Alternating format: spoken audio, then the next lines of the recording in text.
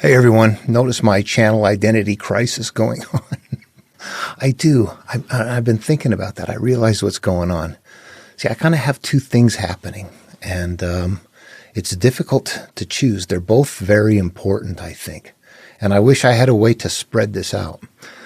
Number one is I know what this material is, and I've learned to navigate that, and people want to hear that. When I make videos on that, I put them in my campfire chats. The count is about double, of a lot more looks and a lot more likes. People want to know what to do, how to engage with the material, how to engage with your higher self. They like hearing personal stories so they can connect themselves with it. And that is incredibly important for people at various times in their development. I can say from my own personal experience that somehow having come in line with understanding the material, working on it, taking the path, that it becomes evident that this is exactly how you heal, that this is what you're doing. If you're going through a Buddhism or Taoism lifestyle, this is what is happening, only at a very a different kind of a pace. And it's also providing a lifestyle because you need something. You need a lifestyle. So there's a number of things that go with that are important things to have in humanity. So you support all of that stuff, but there's no emotional baggage attached to Taoism or Buddhism. When you get to Abrahamic religions, all of a sudden there's something else going on. This one is very purposeful. It has a lot of death and afterlife. This plays on human fear. This one travels in a much different way. The template is still there, but it travels in a different way. But you can see that one of them is very diverse in its in what people interpret it with. Yeah, let me just say this. The Abrahamic stuff is all over the place. You look at it, I look at it and I think, you know what, I had an aunt that died of some kind of a lung thing, a fibrosis. I don't recall what it was. But I remember she was a Christian. She believed in God. She knew she was going to pass away soon. And it gave her comfort. And I would not want to take that from her. I have my own beliefs, but I would not want to take that from her. A little child dying of cancer, grip your hand before they go and ask, am I going to see Jesus? Everybody with a half a heart would say yes. Of course you will. You don't want to take that away. But on the other extreme end, you have people that are using Jesus that have decimated what he teaches so severely that they're now using it to hurt other people with their own personal fears, and it's grown to incredibly large proportions. But what's going on is ultimately tribal. I don't want to get into all of that. So I see two things. Number one, how to use the material. Number two, how to build the material, how it was built. I see the structure. I may be a pretty unique individual in that I've found this in something that has been there all along, and that you can tell once you look at it long enough, you go, damn, this was once incredibly prevalent. The only thing that I've done is just spend time with the patterns and find the template. And ultimately, I was fortunate enough to have the kind of life that allowed me to experience the template, which gave me firsthand knowledge of the steps. It allowed me to see them in an experiential manner, not just an academic manner. And now so I already know that. I know all those things. I know the template. The only thing I'm doing now in working through the template is trying to see how they used analogs at their time. I can see the template is there. I'm struggling to show that it's there.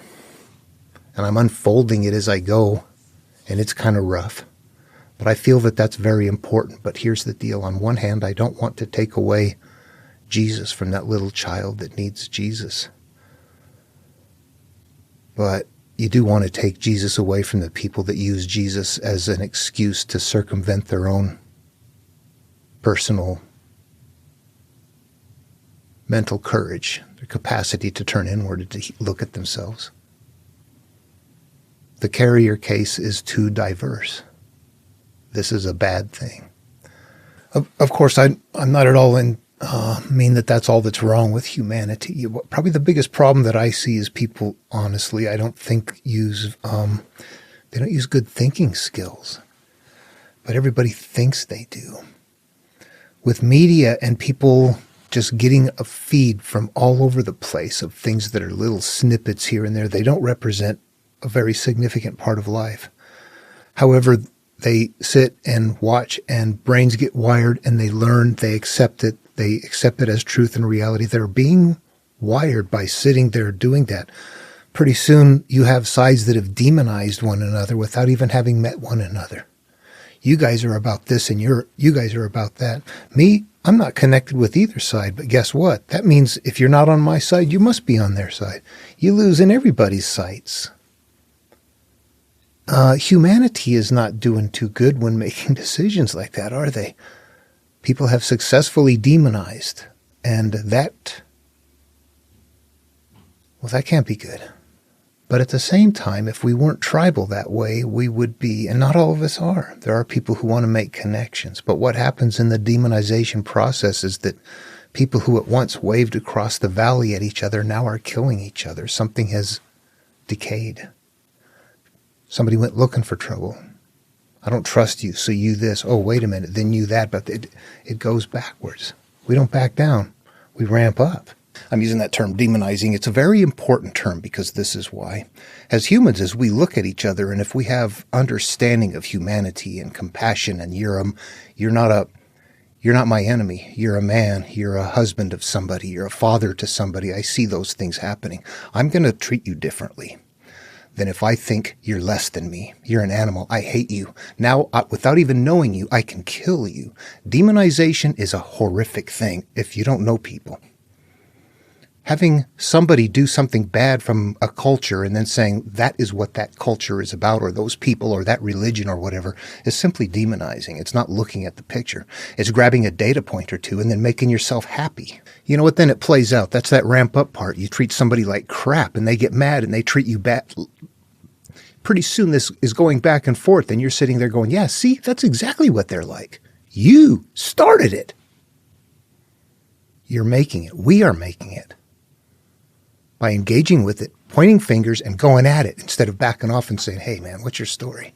Christians, as nice and fun as this is, the measure you mete unto others will be likewise meted unto you. It's very universal. It happens at a deeper level than feeling good because after Sunday services you were able to bring a sheet cake to serve for the potluck and everybody loved it. It's bigger than that. It frustrates me. But then you know what? You know where I see the template? Hinduism. What does that tell you about Hinduism? It's in Taoism. It's in Buddhism. It's in Judaism. It's in Christianity. It's in Greek myth, Roman myth. What does that tell me? It tells me that people have always known that background template, whatever that is, it's always there. That how things work cyclically, how the universe works, and how we are born, how we manage our life experience without knowing it, mentally, storing it away that way, and then that storage becoming the rudder or variety of rudders that guide us through the flow of life in a large population. In there's a cumulative psyche going on. That is what we experience when we pull things out of thin air, or when we're sensing things, when we're feeling things that are like, whoa, this is a magical thing that you experience with somebody else. And it feels spiritual somehow. And I think those are natural through the brain, through the central nervous system, through the glands, through sensations that we're feeling in this field together. And we just don't know it because they come into our conscious awareness through something other than our five senses. It comes through another sense that it doesn't look right, does it? It's like all of these five come through the front door, but that one's coming in through the back door. That's got to be magic. I think that's all it is being able to sense your environment and sense things that way. And it's kind of developed that way with language. But, think about this. What we can see is light waves traveling. It's energy. We're seeing energy that is existing at a certain frequency that it becomes visible to the eye. The eye is like a radio transmitter. But instead of tuned to your radio station, it's tuned to what is visible in the physical world that we need to be aware of. Hearing is tuned. What's coming through the air is also frequency. Although it is way out of range, we cannot see what we can hear, but we can hear it because it's at a frequency that our ear is tuned to. So now we got a couple of connections to our environment. Smell. We're starting to connect with the physical world with these senses, but there's one sense that we have that's in the energy world still. We evolved with senses for the physical world. That's where the danger is. But there's still this connection in the background that we all have, but we kind of lose connection with because of all the stuff that we accumulate, and because our lives get so busy, we don't sit back and observe it anymore. We cram up all of our time with, it's like we don't sit quiet anymore. They had to. They had no choice. They didn't even think about it, I'm sure. That's what you did. They didn't have something going all the time. We don't do that. We don't live like that. Okay, sorry, I do those little tangents to remind everybody to take time to slow things down. But at any rate, so here we have a receptor that allows us to see things in the visual range. We have a receptor that allows us to detect things and to be aware of things that are in the audible range. And it goes on like that. Then what else is the human? We are also emotional creatures. And the central nervous system, the way it radiates into our body, I don't know all that stuff, honestly. The way it works with glands. When we're feeling good, we're radiating that. We're experiencing that. If we're in a group of people like that, the worship, all that kind of stuff, that gets bigger and bigger and bigger.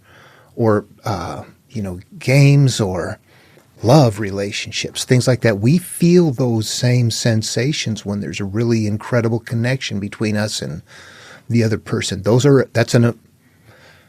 So our brain has, we can see what comes in from the visual, hear, and somewhat emotional. That's why you're not going to be like picking the numbers for the lottery or the pony, whatever, the horse races or that kind of stuff. That's not what this is for. This is really the sensation of an evolutionary sensation of fear. If you were the kind of a person that was more aware of things, you could sense stuff happening before other people and kind of keep an eye on things. That would have been a very important thing for the entire group. It would have been more than just a bunch of individuals, that are just physical. I think we also can sense each other, but that we could do it better back then. We still see it today. Groups get together. What happens when people get out and protest? They start doing things that they didn't plan on doing.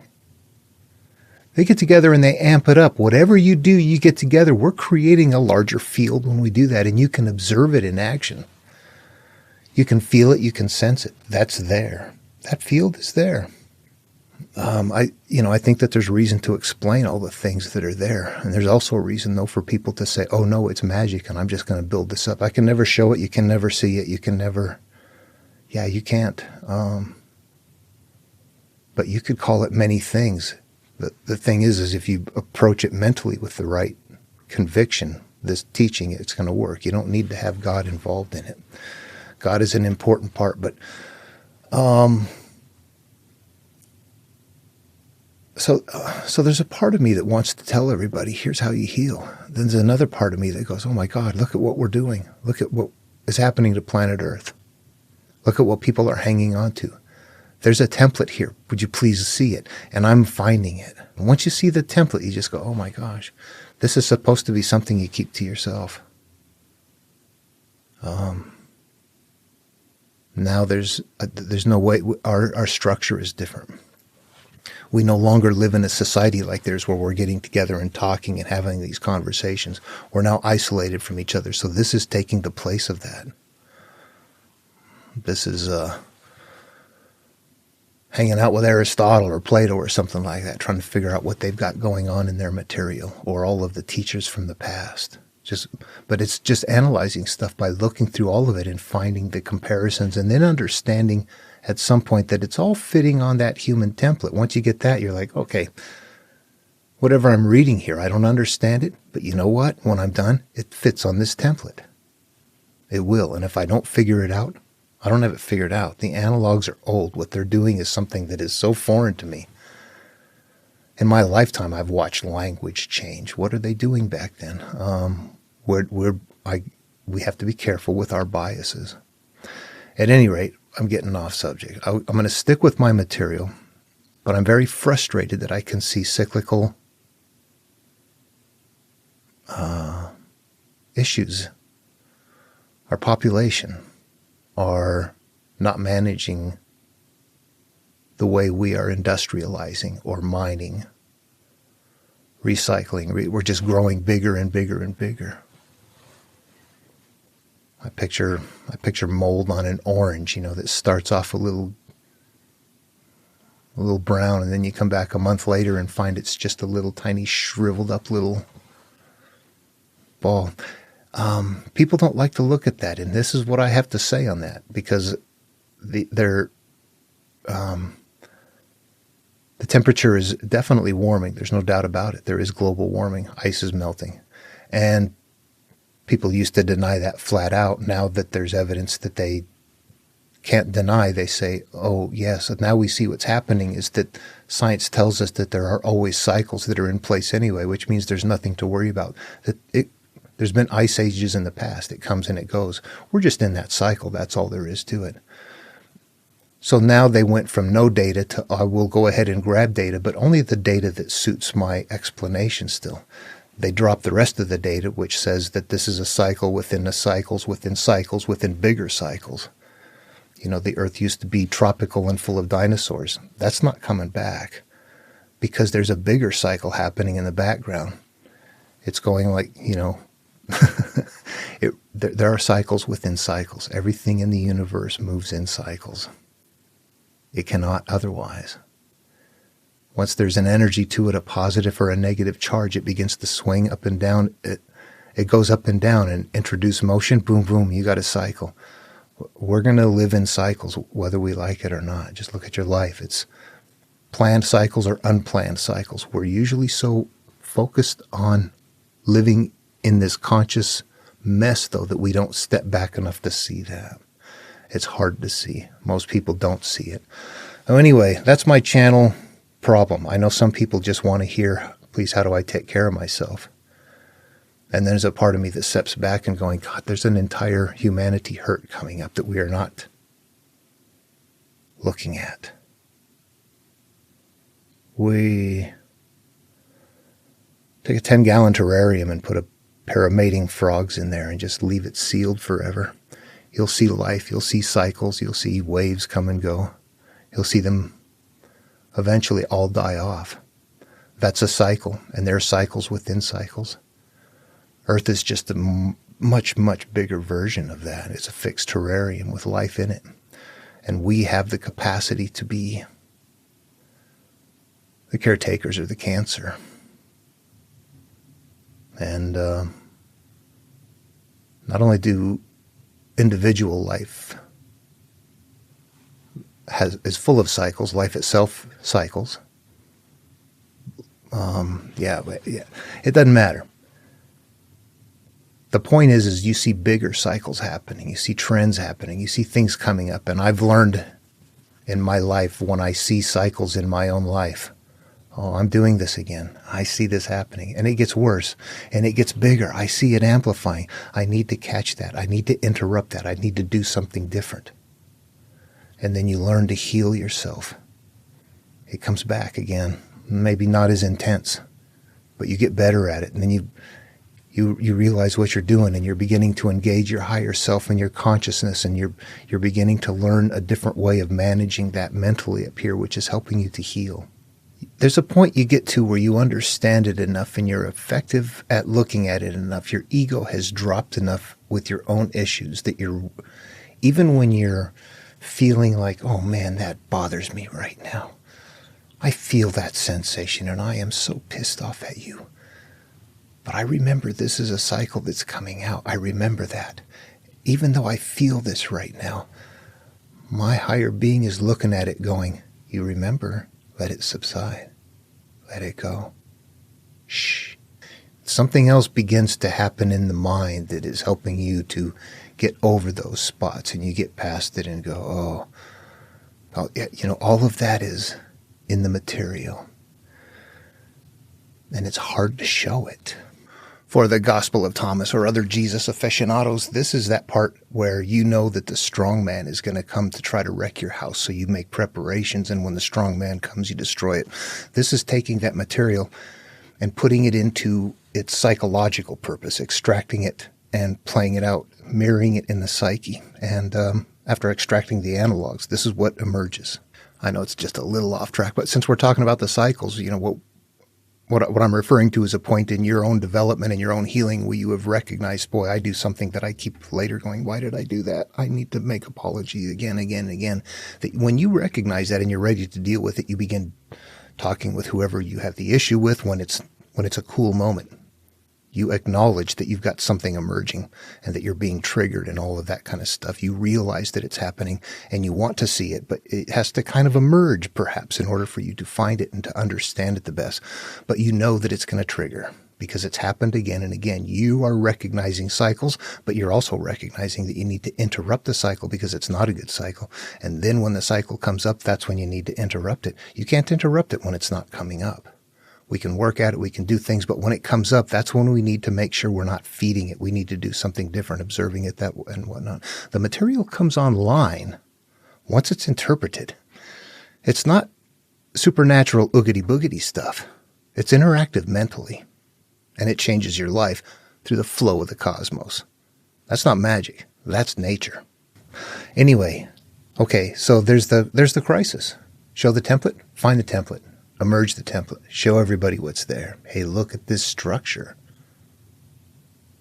If there's a life after, I don't think it's out there. I think it's in there. I think that's where I want to look. And there's stuff I can't figure out in here. There might be other messages in here for us. I'd like other people to figure this out and go, okay, yeah. Let's go back to those days and go through these stories and start figuring out what they were doing. Let's find how they were nesting that template in there. And it's just a verbal thing. We can do it mentally. But it has to be kind of built into the person of the individual that wants to do it. So I can show things, but all I can do is show things. The only way we find it by wiring our own brains to find it, to see it. It looks like it works that way. In fact, of course it does. And we've talked about that before too, as to how it plays out in the mind of a person. It's a personal path. When you're doing something like this, you're not telling people what to believe. You're showing them what you're doing, and they're going, I see that. These are things that we can share. When it becomes personal, that's when the template really emerges in the strongest way. I would imagine it can be viewed academically as well. But once you do see it, the shift becomes faster and easier. The difficulty then becomes, I don't know what those analogs mean. I don't know what those names are. I don't know what those numbers are. I don't know what those represent. But at the same time, I know what this step means. This means that I have lived my life accumulating more and more and getting worse and worse. That's what this means. I don't know what those names are. That needs somebody else to detail it. But we got the step figured out. We can move on. What happens next? It gets worse and worse and worse. You finally need to... That's it. If you never turn inward, that's it right there. You've completed the creation cycle, and you never make the calling. Let me caveat that. For many people, it doesn't matter if you make the calling or not. They live fine, happy lives. This is really a self-healing path. So there are people who carry this. There are people that deny this. There are people that don't need it. There's people that do need it. But it's the template based on the life of a human and the functionality of the cosmos, the cyclical nature of it, the frequency of it, the amplitude of it, and how the human works in concert with that. In a nutshell, the Genesis creation story is telling us that the universe functions that way, that it's all cyclical, but it's also telling us that there are creations that are based on what we decide upon up here, and that those creations are going to create offspring that are going to continue to emerge in our life. That is who and what we become. And that's basically our life experiences, the way we have them, the way we experience them consciously, and the way we store them away with emotion and leave them in place. That bundle right there is beginning to become who and what we are. That is not a pure happy-go-lucky self. That is emergent, And that as life goes on, that continues to grow, that we get caught up in the earth, that we're, and what that means is caught up in the physical. What is happening all around you? I'm responding to this and responding to that. Instead of step back, realizing that all of those things you're looking at are the physical final manifestation of a deeper lying energy. So when you're responding to that, that's like yelling at an apple for being rotten without realizing it's a bad tree with a bad root system in it, with a bad seed inside of it. You're yelling at the wrong thing. All you're doing is creating more. So this causes us to, throughout life, we get worse and worse with our issues. They compound, and then that continues on. That is the creation cycle. However, at the end of the creation cycle, it can be interrupted by a calling, and that is where the monomyth picks up and it turns inward, and we go in and make that inner pathway. That is what is in Genesis. It's very unclear until you interpret it. Then it's very clear. That's what's there. Perhaps the stories have that network built into it as well. Failures coming along the way, because there's going to be people along the way again that never, yeah. Anyway, okay, I'm getting into interpretation. The thing is the channel crisis. I know it's there, and I apologize for anybody that's there looking. I do have something that I feel is important, but I also realize the interest is incredibly low, that it's big. It takes time to see. I have approached, other creators, sent messages, and actually I see that there's no interest. There's no interest. You end up doing your own thing, but I'm not really a YouTuber. I create content, but I just throw it up here. This is my vlog. Anyway, all right, everybody, I'm going to keep doing the template with what I am, because I think there's something in there that I don't understand yet. I don't have it all. And as much as I can see it, I know that I can keep digging at it. But at the same time, if anybody has any questions at any time, how do I do this? How do I do that? Tell me how to engage with my higher being, how to create that. How does that work with talking with your conscious and the things coming out? Things like that. I keep saying those 5 things in the mind. Those are actually the 4 things there. The 5th thing is the way that we flow in life. That's that river to Eden. That's the Tao. That is how we exist in the graces of God, whatever our life is like. That experience right there is going to be based on these other 4 parts working together, that we become a product of our life experience, and these 4 can work together to help get through that. And I think a lot of people want that. It's like, yeah, forget the template. How do I feel better? Please help me. And that's exactly right. I get that. I do. I absolutely do. But then what happens when you begin to recognize all those cycles, and you can clear up your own, and you step back enough as you see that the planetary cycles and the humanity cycles are in place, and that those are getting bigger and they're getting stronger and they're filling up the space, and that they are, you can kind of look at that and go, oh, yeah, that's not going to be good. We need to interrupt that cycle.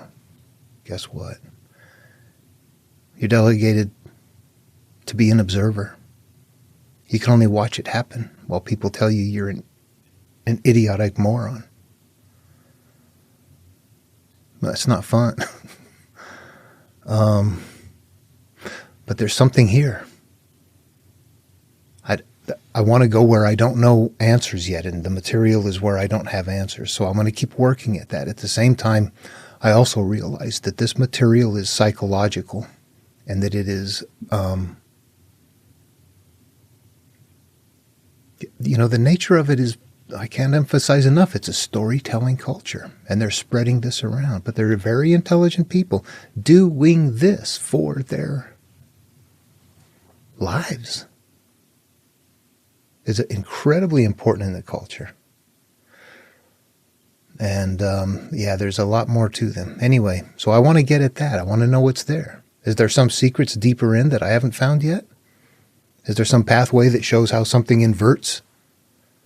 If everything exists as a positive as a result of something else being a negative, are we here existing through some sort of a quantum energy thing, through negative energy? I don't know. Those are things we don't know. that might be possible. There are many things we seem to already know that there's no way to ever prove. I don't want to do that. That doesn't sound fun. That sounds like living your life without looking. I want to look. To me, when Jesus says, seek and you will find, knock and it will be opened, this is what he's talking about, that this is what you're looking for. He didn't put any caveats on there. He didn't say seek Christianity. It didn't even exist when he was there. I mean, there's things going on. It was not the organized thing that the Roman Catholic Church handed us. And so a part of me just wants to keep focused on the template.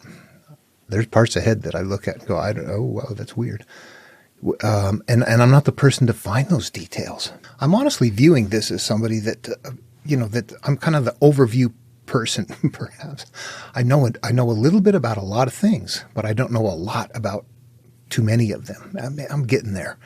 But ultimately, I think what would be good is to find people that are like us, that have all been hurt, that are on this path, but there are people that have done different things. Somebody who has dedicated their life to, studying Hinduism, that's going to see that template there and go, oh, let me do this for you. I know what's going on. Same with Egyptian works. Same with Jewish works. Getting into this part where I am with Genesis, I'm looking at it going, oh, well, I wish I had somebody that was going on this path that spent their life studying the Kabbalah or something like that would say, oh, buddy, sit back. I got this.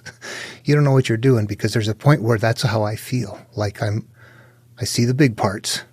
I'm struggling with the details. I'm fumbling with the little details. And those are the analogs. They are. But the big parts, nevertheless, are still viewable. They're there. I think my realm I would consider myself, perhaps, if I thought I was good at something, it would be decoding the short verse. The Jesus, the Buddha, the Lao Tzu verse, those three right there. I think I got those pretty well. The big stories, I see a template, and I see how it emerges. Anyway, so I apologize for the confusion. I know things are looking a little bit different. I don't think I'm satisfied with where they are. I don't know what I want to do. I think that this is a product right here of me realizing that that's what's going on, that I've got kind of am I going to teach people what the material says or teach people where the material is? But you know what? Also, I have to include this. It's dynamic. When I started the channel a little over 2 years ago, I was understanding that Jesus, Buddha, and Lao Tzu works had a lot of similarities. And I was prepared to show that, although I couldn't interpret half the verses that they had, and I didn't see the multi-layers, and I didn't see the transitions from outward looking to inward looking, but I thought, man, I got something here. And I kept plugging away and learning more and more and realizing, oh, I didn't know very much. That just one truth thing is like, I kind of went through different names there. I just picked that yin yang kind of off symbol a little bit. And it's not about, I need to come up with something that's my own identity on what this is. As I move along, I'm realizing that I never saw this template when I started. This is dynamic. I am shifting what I'm doing as I'm realizing what I first thought I knew wasn't even the beginning. I will keep offering up my experience as time goes along. Anyway, that's all I wanted to say on this video. I apologize for the confusion, and I understand it. I'll get back to what I'm doing here in the next video. Love one another. Until then, take care.